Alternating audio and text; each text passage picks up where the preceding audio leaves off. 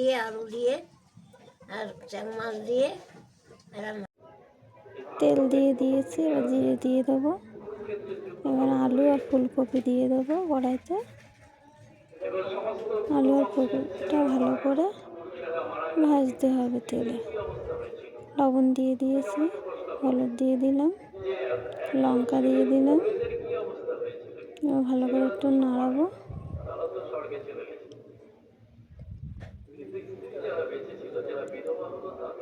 একটু লবণ দিলাম।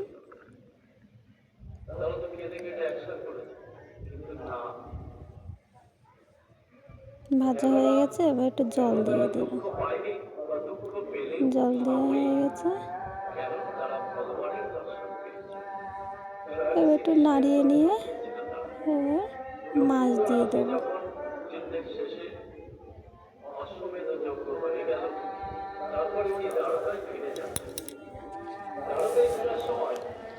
এবার ঢাকনিতে ঢেকে দেবো।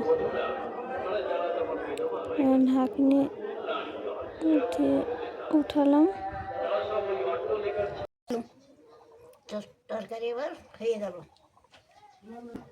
দেখলেন তো, এইভাবে রান্না করে আপনারা খাবেন, দেখবেন খুব ভালো লাগবে।